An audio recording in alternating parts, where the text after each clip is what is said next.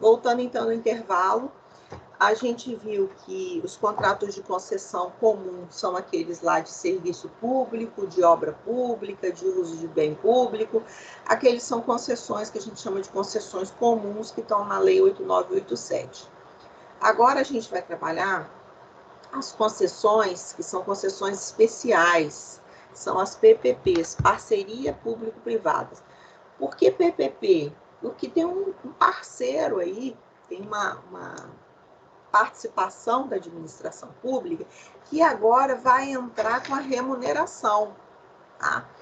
Essa tela que você está vendo aí, ó, na frente, do PPP, ela está com erro de digitação. Tá 11.709, mas não é. É 11.079, 11.079 de 2004, que é a lei. Foi até por isso um dos motivos que eu não coloquei esse material, porque ele está com os erros de digitação aí, mas eu vou falando para vocês o que precisa ser consertado, só para vocês irem acompanhando, só para a gente ir acompanhando.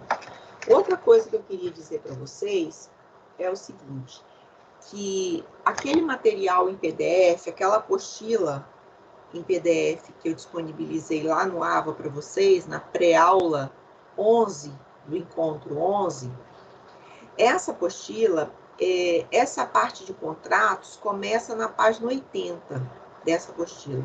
Ela está bem completa, eu tornei a olhar ela ontem. Da página 80 à página 114, ela vai trazer o que a gente estudou na aula passada, que são aqueles aspectos gerais dos contratos, né, aquelas cláusulas exorbitantes. E da página 114 a 131, 114 a 131 da apostila, você vai ver essa matéria que a gente está dando hoje, que são as modalidades de contrato, tá? Então, baixa aquela apostila se você ainda não baixou, coloque as duas leis do seu lado, as três, melhor dizendo, quando você começar a estudar, coloca a 8666, a 8987 e a 11.079 do seu lado para você começar a estudar contrato se você ainda não começou, tá bom? Bom, então voltamos aqui. As parcerias público-privadas, então, são contratos, modalidades de contratos administrativos que estão previstos na Lei 11.079. Nos termos do artigo 2º da Lei 11.079, diz lá, parceria público-privada é um contrato administrativo de concessão na modalidade patrocinado ou administrativo. Então, são contratos de concessão especiais, que têm regras especiais, e que se subdividem em duas modalidades. Ou a PPP vai ser patrocinada ou ela vai ser administrativa. Então, você tem um contrato de concessão patrocinada ou você tem um contrato de concessão administrativa. São os dois tipos de PPPs, tá? Ela é uma concessão especial porque ela possui diferenças em relação àquela modalidade comum que está lá na 8987. Aquelas modalidades lá que a gente estudou de obra, de serviço público, né? E o parágrafo 3º da Lei 11.000, do artigo 2º da Lei 11.079, não 709, 11.079, diz que não constitui parceria público-privada a concessão comum, assim entendida, a concessão de serviços públicos ou de obras públicas, de que trata a Lei 8987, quando não envolver contraprestação pecuniária do parceiro público ao parceiro privado. Como assim? Para você não esquecer. Eu posso ter uma concessão, né, na modalidade patrocinada ou na modalidade administrativa, de um serviço ou de uma obra pública, tudo bem?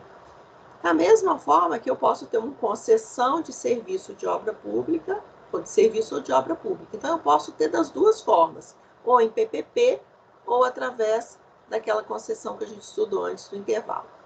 A diferença de uma para outra é que naqueles contratos de concessão que nós estudamos, concessão de serviço, concessão de obra, nós é que remuneramos, lembra?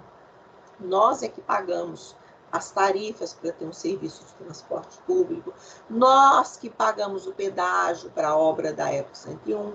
Então, lá nos contratos de concessão de obra e de serviço da Lei 8987, nós sozinhos que bancamos. Nos contratos aqui das PPPs, que é da concessão patrocinada ou na concessão administrativa, nesse caso aqui vai ter uma remuneração também por parte da administração pública. Por isso vai ter tarifa e participação da administração pública, por isso parceria. Parceria porque vai ter parte vai ser bancada pelo poder público e parte vai ser bancada por nós através das tarifas. Por isso, parceria. Então, vai ter dinheiro público, mas vai ter o pagamento de tarifa por nós. Então, isso é um contrato administrativo de concessão patrocinada. A própria diferença, né, que o artigo 2º, parágrafo 1º traz de um contrato para o outro, é que a concessão patrocinada, ela é uma concessão de serviços ou de obra, então, mesma coisa, eu posso ter uma obra pública ou um serviço público que vai vir ou através de uma concessão daquelas que a gente estudou antes, da Lei 8987, bancada por nós, ou a gente vai ter uma concessão de obra ou de serviço patrocinada, que vai ser parte do pagamento, vai ser através de tarifa por nós pagas, e a outra parte vai ser uma contraprestação pecuniária por parte do parceiro público, da administração pública. Então, a única diferença é essa, é que agora a gente não banca sozinho esse serviço, nem a gente banca sozinho essa obra através do pagamento de tarifa. Agora, o parceiro público, a administração pública, vem junto, entrando aí com a contraprestação pecuniária. Tá? Então, olha aí, enquanto na concessão comum a remuneração se dá por meio de tarifas, na concessão patrocinada a tarifa deixa de ser a única e principal remuneração do parceiro privado, uma vez que nessa modalidade o parceiro público também deve pagar ao parceiro privado. Ainda na concessão patrocinada, o referido diploma estabeleceu outro tipo de parceria, que é a concessão administrativa. Então, a concessão patrocinada eu já te expliquei. Nós temos agora outra modalidade de PPP, que é a concessão administrativa. Na concessão administrativa, é um contrato de prestação de serviços de que a administração seja usuária, direta ou indireta, ainda que envolva execução de obra ou fornecimento e instalação de bens. Vou te dar um exemplo de concessão administrativa.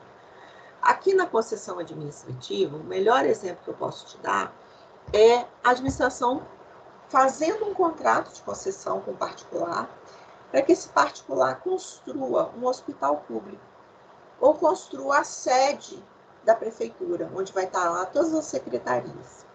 Repara, nesse caso da concessão administrativa, diferente da patrocinada, a patrocinada, a gente vai pagar parte da obra através das tarifas, né, ou o serviço através das tarifas, e a administração pública vai entrar com a outra parte em dinheiro.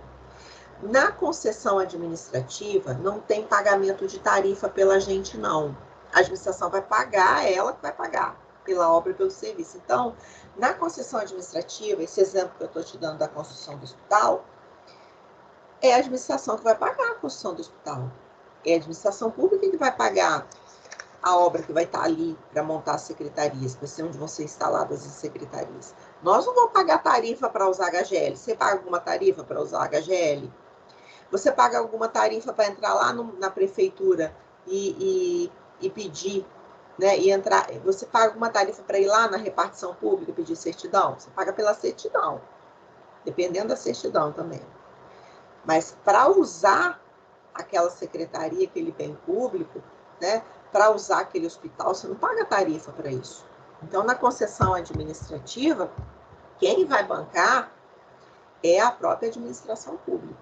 A gente não paga tarifa por isso, não. Tá?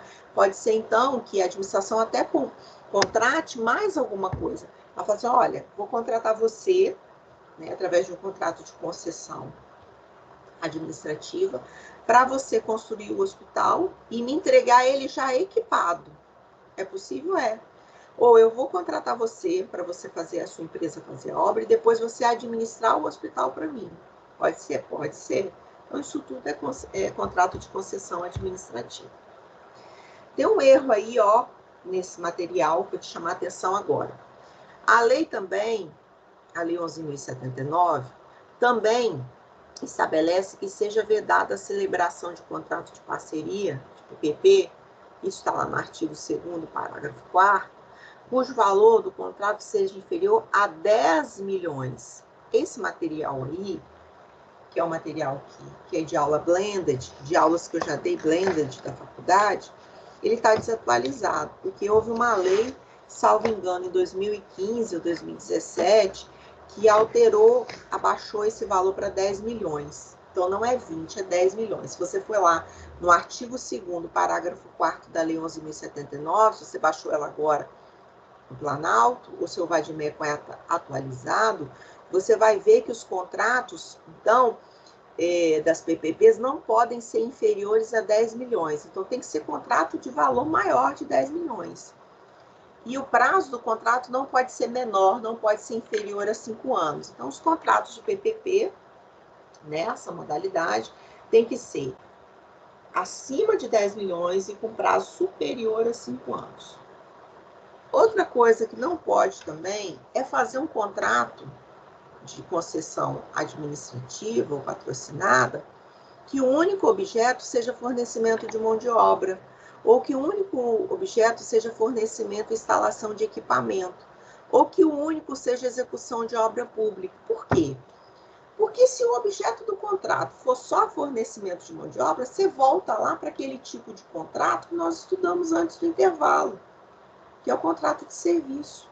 Ou se é só instalação e equipamento, você volta lá para o contrato que a gente estudou antes do intervalo, o contrato de serviço, ou contrato de fornecimento de materiais. Ou se é só execução de obra pública, você volta lá para o contrato de empreitada ou de tarefa. Então, se for só fornecimento de mão de obra, se for só fornecimento de instalação de equipamento, ou se for só execução de obra pública, não é PPP, é um daqueles outros que a gente estudou antes do intervalo. Tá? É importante destacar que é permitido também o financiamento por terceiros, conforme dispõem esses artigos aí. Veja bem, lembrando que a lei não é 11.709, não, é 11.079, é um erro de digitação aí. Como esse assunto ele é gigante, nós não temos mais que 2 aulas para trabalhar contratos, né? Nós estamos no limite. Semana que vem a gente já tem que entrar em licitação. Então, esse tema contrato ele é gigantesco. Eu não posso pegar lei por lei e trabalhar artigo por artigo. Nós vamos ficar 6 meses, né?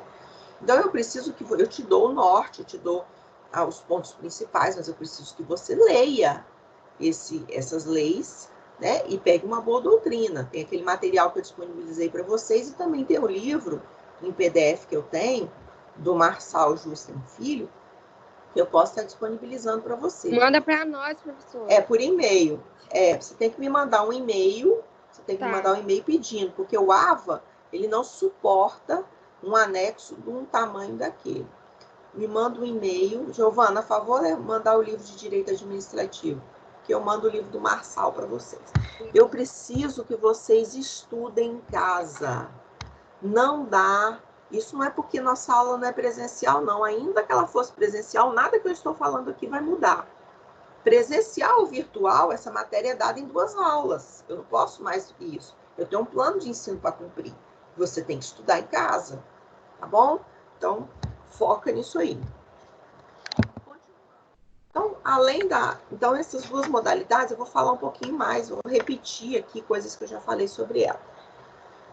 A concessão patrocinada, então, como eu já disse, e é um conceito que a Maria Silvia traz, é um contrato administrativo pelo qual a administração ou parceiro delega a outrem, um concessionário ou parceiro privado, a execução de um serviço precedido ou não de obra pública para que o execute em seu nome próprio, mediante tarifa que é paga pelo usuário. Tudo isso já expliquei, isso eu estou só relembrando. Então, nós pagamos para que a obra pública pode ser realizada de 2 formas. Ou naquele contrato de concessão normal, em que a gente paga com a tarifa, ou na concessão patrocinada, em que além da gente entrar com o valor pago através da tarifa, o parceiro público, a administração pública, entra com dinheiro também. Então, as principais diferenças daquela concessão comum da Lei 8987 com essa concessão agora patrocinada é a forma de remuneração que eu já expliquei e mais 3 coisas aqui que vão te chamar a atenção, que você até agora não tinha ouvido falar. Na semana passada eu disse para você que nos contratos administrativos é a administração que exige garantia, é a administração que põe fiscal, é a administração que tem uma condição aí de superioridade sobre o particular. Nesses contratos aqui, na concessão patrocinada, como a administração ela é parceira, tudo que vale para um parceiro vale para o outro. Então, tudo que vale para o particular vai valer para ela. Então, aqui, nessa concessão, vai ter a possibilidade de aplicação de penalidade de administração. Olha que coisa interessante. Nos outros contratos, a penalidade é imposta só ao contratado, se ele descumprir. Aqui não. Aqui, no artigo 5º, inciso 2 da Lei 11.079, vê a possibilidade de aplicação de penalidade de administração pública. Olha que legal. Casos da administração pública praticar algum inadimplemento. Da mesma forma, os riscos agora são divididos entre os parceiros, entre o parceiro privado, contratado, e a administração pública. E outra, a possibilidade agora da administração ter que prestar garantia para ela cumprir suas obrigações. Antes, quando a gente estudou na aula passada, isso tudo só se aplicava ao contratado nos outros contratos administrativos. Na concessão patrocinada, não. O poder público não é parceiro? Se ele é parceiro, tudo que vale para um, vale para o outro. Tudo que vale para o concessionário ou para o parceiro privado vai valer para o parceiro público. Então, ele também pode sofrer, a administração pública também pode sofrer penalidade. A administração pública tem que assumir o risco junto com o parceiro. A administração pública pode ter que dar garantia, tá? Só que, olha só, na concessão patrocinada, eu disse que parte, né, da obra ou do serviço é custeada por tarifa e a outra parte é custeada pelo poder público, não foi? Só que isso não tem que ser feito necessariamente através de transferência de dinheiro diretamente em dinheiro, não. Pode ser que a administração pública faça esse pagamento, faça essa retribuição, essa contraprestação, através de uma ordem bancária, através de uma cessão de créditos que ela tem, que não são de origem tributária, mas ela tem créditos de outra origem. Pode ser que ela ortogue direitos sobre bens públicos que ela tem. Por exemplo, ela tem um bem que é dominical, que é aquele bem que não está afetado, que não está sendo utilizado agora pela administração pública. O parceiro público pode falar assim, olha, eu entro com um imóvel para você começar a construir lá. Então, eu vou entrar com o imóvel, com esse bem dominical, que é um bem público, mas que não tá tendo utilidade agora. Tá? São formas também da administração contribuir. E na concessão administrativa, que eu também já falei dela, né? Ela se destina aí a atender de forma direta ou indireta a própria administração. Foi aquele exemplo que eu já te falei do hospital, da construção do hospital. A administração pública faz um contrato de concessão administrativa para que a empresa construa um hospital. Ora, nós não vamos pagar tarifa para usar o hospital. Então, quem vai bancar essa obra? A própria administração pública, o parceiro. Então, é o parceiro que vai bancar. Aqui não tem cobrança de tarifa, não. Lembra? Você usar o HGL, você paga tarifa? Não paga. Então, nesse caso, a administração contratou para ela, uma obra para ela. Olha, eu preciso que você construa a nova sede do município de Linhares. Lá eu vou botar todas as repartições, Secretaria do Meio Ambiente, Secretaria de Urbanismo. Então, quem vai bancar é o parceiro. A administração pública vai entrar com o terreno e vai falar, ó, parceiro, você vai construir aí e eu vou te bancar, vou bancar a obra. A gente acaba PPP, que você vai ter que ler, né? A Lei 11.079, nós vamos falar aqui um pouquinho dos convênios, consórcios e terceirização. Bom,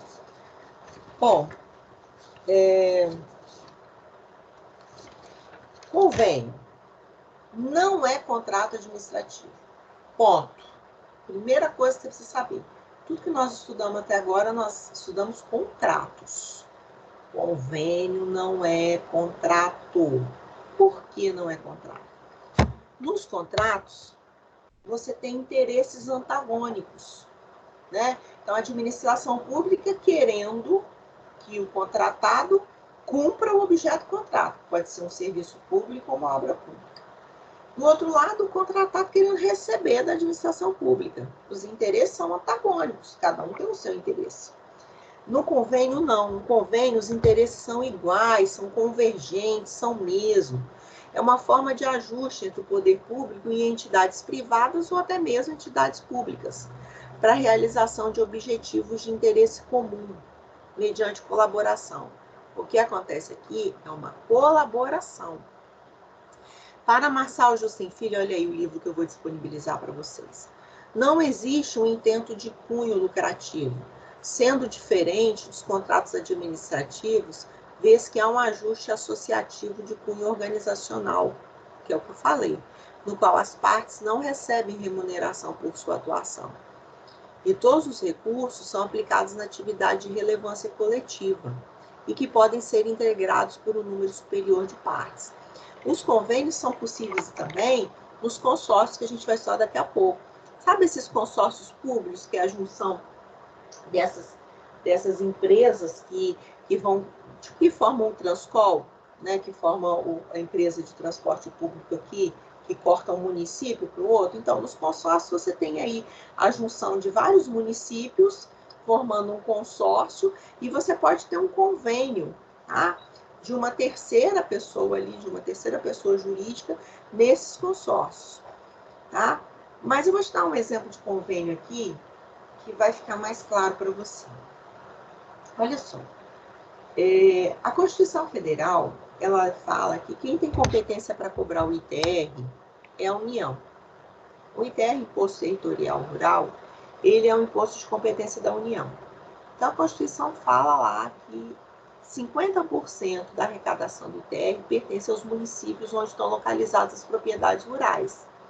Então, as propriedades rurais que estão no município de Linhares, os donos têm que pagar o ITR.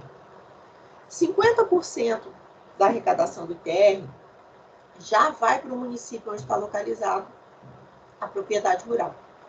Isso já está na Constituição. Isso já está lá na parte de repartição de receitas na Constituição do sistema tributário. Só que a própria Constituição diz o seguinte: olha, se os municípios firmarem convênio com a União para fiscalizar e arrecadar o ITR, 100% da arrecadação será do município. Veja bem, isso é uma forma de ajuste.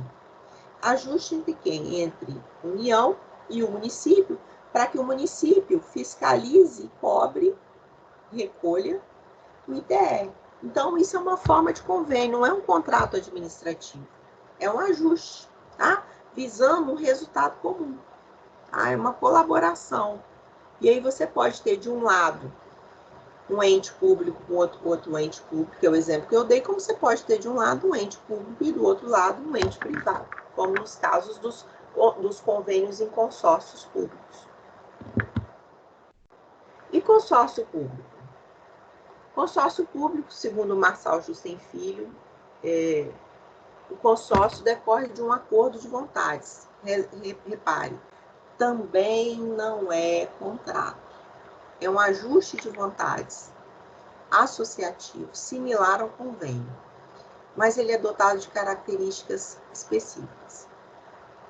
O consórcio público, ele é diferente de contrato de consórcio público. O consórcio público é a pessoa que nasce, é o sujeito de direito, dotado de personalidade jurídica. Tem CNPJ. É uma pessoa jurídica que nasce por conta desse acordo que é assinado, que é o contrato de consórcio. Então, entes federados, município com município, estado com estado, união com estado, né? É possível que se firme consórcios públicos, tá? Através desse documento, desse acordo, desse ajuste, né? Que é o contrato de consórcio. Quando esse contrato de consórcio é assinado, nasce a pessoa jurídica, que é o próprio consórcio, com CNPJ, com tudo, tá? E o consórcio, ele pode ser um consórcio de direito público, mas ele pode ser um consórcio de direito privado também, certo? Ou quando quando ele vai ser criado, o ato constitutivo dele que vai ser criado, é que vai definir se ele vai ser de direito público ou de direito privado. Quando ele é constituído como direito público, ele integra a administração indireta dos entes associados. Quando ele é constituído sob a forma de direito privado, ele assume uma natureza de associação, tá? Sem fins lucrativos. No caso dele se revestir de personalidade jurídica de direito privado, ele observará as normas de direito público no que concerne a realização de licitação, a celebração de contratos, a prestação de contas e a admissão de pessoal. Olha só, o traço característico, gente, das pessoas que são integrantes destes consórcios é que eles são da mesma esfera de governo. Então, é possível que seja celebrado, por exemplo, um consórcio entre municípios ou entre estados, surgindo como, por exemplo, a realização de um consórcio visando a despoluição de um rio que passe por 2 municípios. Então, o município de Linhares e o município de Jaguaré, vamos supor, tem um rio que passa pelos 2 municípios. Pode ser criado um consórcio público entre os 2 municípios para fazerem qual serviço? O serviço de despoluição daquele rio, tá bom? Da mesma forma que é possível que se crie um consórcio entre 2 estados, o estado do Espírito Santo e o estado da Bahia, se unem, né? E aí fazem um consórcio público, tá? Para que seja feita ali uma estrada, a duplicação de uma estrada que liga o Espírito Santo à Bahia. Então, nesse caso, quando esse consórcio for criado, essa pessoa jurídica vai nascer através de um documento, né, de um ajuste que vai ser firmado, ele vai, mesmo que ele tenha personalidade jurídica de direito privado, isso fique definido lá na hora de montar esse ajuste, esse documento, para a realização de empresas para realizar essa obra, é necessária licitação, tá? E é prestado contas ao Tribunal de Contas também. Quando é feita a admissão de pessoal, aí tem uma diferença, não vai ser através de concurso público, obviamente, vai ser através, né, das normas da CLT. Então, esse pessoal que vai estar lá trabalhando vão ser regidos pela CLT. Então, a grande diferença aqui, para você, que depois você vai estudar isso com mais calma, né, vai ter diferença do contrato de consórcio para um contrato de convênio, é isso aí. Se você quiser dar um print nessa tela, tirar uma foto, pode fazer isso. No contrato de consórcio, visa organizar uma estrutura de bens e pessoas, né? Então, é necessário aí, como nesse exemplo que eu dei, de se montar uma estrutura para fazer a despoluição daquele rio, né? Ou para fazer a duplicação daquela estrada. Então, há uma organização de bens e de pessoas para desempenhar aquela obra, né? No convênio, é só uma cooperação, tá? No contrato de consórcio, nasce um novo sujeito de direito. O consórcio, ele é uma pessoa jurídica que nasce com direitos, tá? Ele tem personalidade jurídica, ele tem CNPJ. Convênio, não. É um ente com outro ente fazendo um ajuste. Não nasce uma nova pessoa jurídica, não. Aquele exemplo do ITR é um convênio firmado entre a União e o município para arrecadar ITR. Não tem nada, não nasce nenhuma nova pessoa jurídica para isso, para realizar isso. No contrato de consórcio, existem requisitos formais que são mais exacerbados para sua formalização, como a necessidade de lei. Para se criar um consórcio, precisa de uma lei autorizativa de cada um dos entes associados. Então, o município precisa de uma lei para que ele firme um consórcio, ou se o Estado for firmar um consórcio com outro Estado, precisa de uma lei autorizando a criação desse consórcio. Senão ele não nasce. No convênio não é necessariamente obrigado que tenha uma lei. Aquele próprio exemplo que eu te dei do ITR, não precisa de uma lei dizendo isso, não. A própria Constituição já fala, olha, mediante convênio, a União poderá, né, firmar um convênio com o município para que ele arrecade e cobre o ITR. Não precisa de lei para isso, não, porque já tem um comando constitucional. No consórcio, só tem a presença de entes federados, município com município, estado com estado, tá? Não tem aí a ente particular aí no meio de consórcio, não. Mas a União pode até participar de um consórcio, tá? Isso aí você vai, quando você for dar uma lida, você vai ver que, a título de exemplo, a gente pode ver que a União ela pode participar de um consórcio que é celebrado entre o município integrante, por exemplo, do estado de São Paulo e o outro integrante do estado de Minas. Né? Aí é necessária a participação dos dois estados. Então, a União ela pode até participar de um consórcio entre o estado de São Paulo, por exemplo, e o estado de Minas. Então, Minas e São Paulo acabaram firmando um consórcio. Aí a União ela pode até participar dele, tá? Mas aí vai precisar também dos municípios que estão envolvidos ali nesse negócio, tá? Dos municípios que estão integrantes aí desse, se for uma estrada, de onde vai passar essa estrada, tanto em São Paulo quanto de Minas Gerais. No convênio, você tem entidades públicas ou privadas, mas você sempre vai ter, de um lado, a administração pública. Então, no contrato de consórcio, sempre vai ter só entes federados, União, Estados, municípios, Distrito Federal. No convênio, não. No convênio, você pode ter um convênio de um lado com um pessoa de direito público e do outro lado, uma empresa privada. E a terceirização, gente? A terceirização, ela não é um contrato. A terceirização, ela existe quando já existe um contrato administrativo. Lembra que quando eu expliquei na aula passada para você que uma das regras é que o contrato administrativo ele é intuito persona e o personalíssimo? Então, eu expliquei para vocês que os contratos administrativos, a regra é que eles não podem haver cessão ou subcontratação. Mas eu expliquei para você também que, às vezes, para executar uma obra, é necessária a contratação de um serviço, uma atividade meio, que aquela empresa não faz.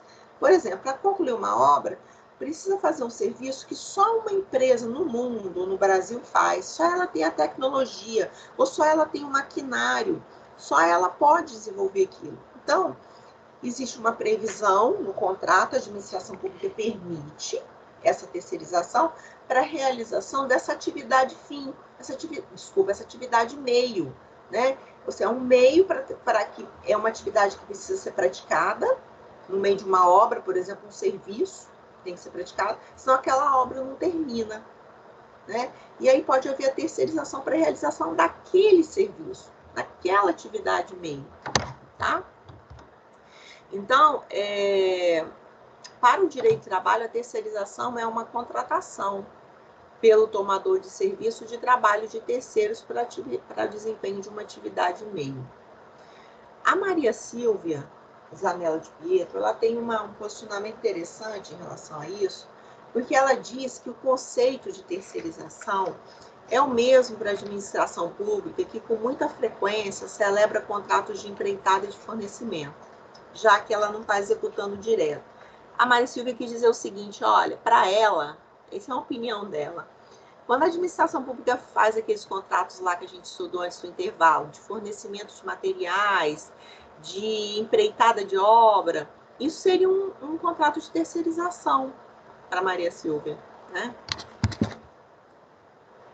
Segundo ainda Maria Silvia, cada vez que a administração recorre a terceiros para a execução das tarefas que ela mesma pode executar, ela estaria terceirizando, que eu acabei de falar. É a opinião da Maria Silvia. A regra é que a administração pública não responde subsidiariamente pelas obrigações trabalhistas que essa empresa terceirizada tem. Aquela empresa terceirizada, ela tem seus empregados, né? E a regra é que a administração pública não responde pelas obrigações trabalhistas dessa empresa terceirizada, salvo se a administração pública agiu com omissão na fiscalização.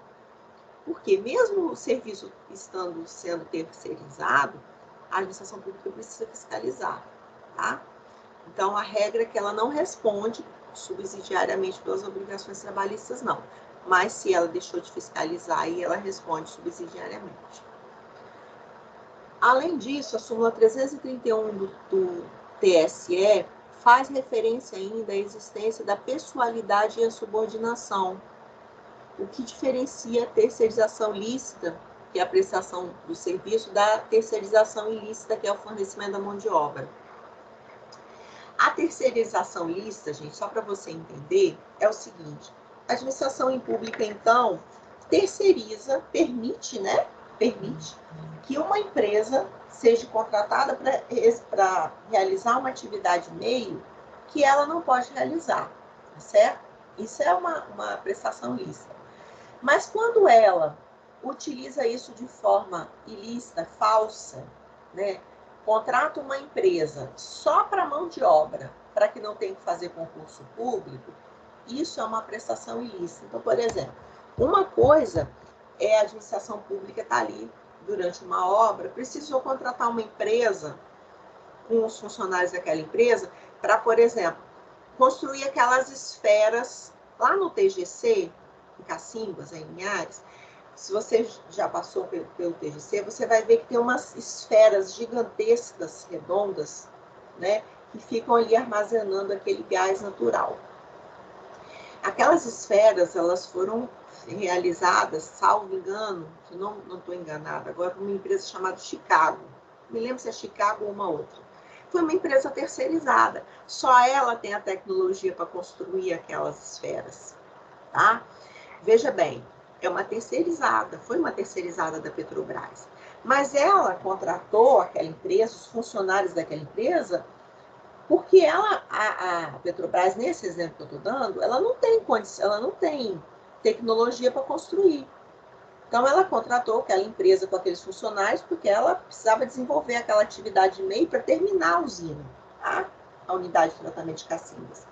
Mas olha só, se ela tivesse feito isso, se ela pudesse realizar aquele serviço, tivesse condições técnicas de realizar, mas ela não quisesse colocar funcionários dela e quisesse só utilizar dessa empresa falsamente para não ter que, por exemplo, fazer concurso público, outras formas, né, de contratação de pessoal, e utilizar daquela empresa só para usar os funcionários dela, aí seria uma forma ilícita. Por quê? Porque, na verdade, ela não estava precisando do serviço, ela estava querendo usar só o pessoal, só a mão de obra. E utilizar só o pessoal, só a mão de obra, sem concurso, a regra, né, numa repartição pública, num órgão público, isso é ilegal, isso é ilícito. Né? Então, se ela está querendo contratar só para deixar de fazer concurso público, isso é ilícito. Mas se ela está contratando porque ela não realiza aquele serviço, ela não tem tecnologia, ela não tem condições de fazer, aí é perfeitamente possível esse contrato de terceirização. Aí não é ilícito. É o que está dizendo aqui nesse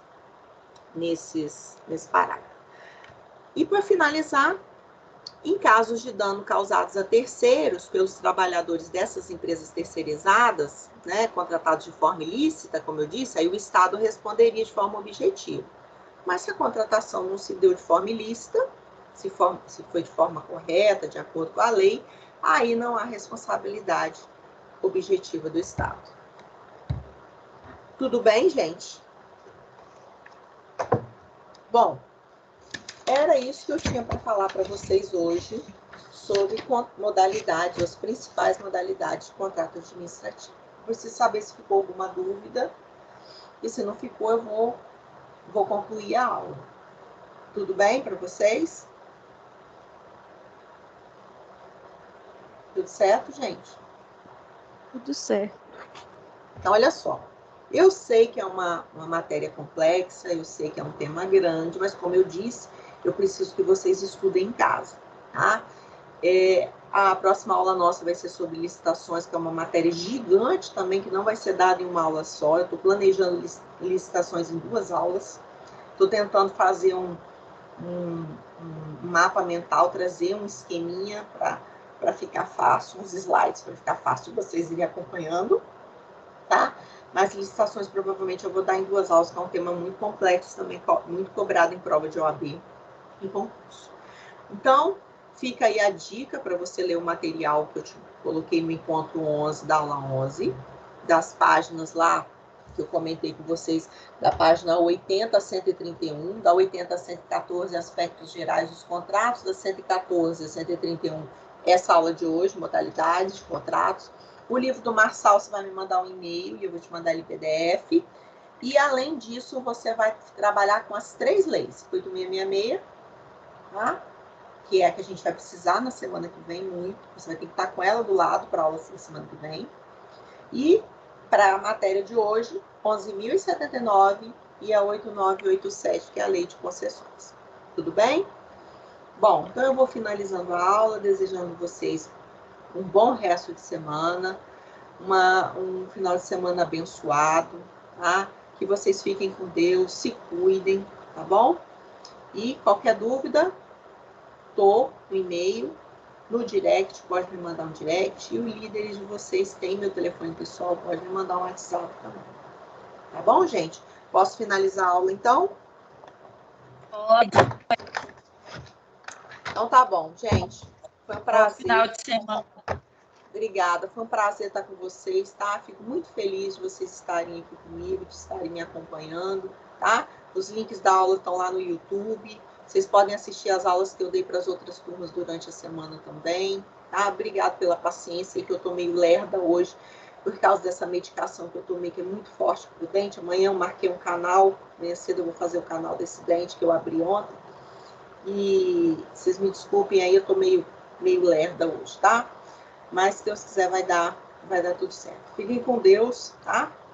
Um beijão para vocês.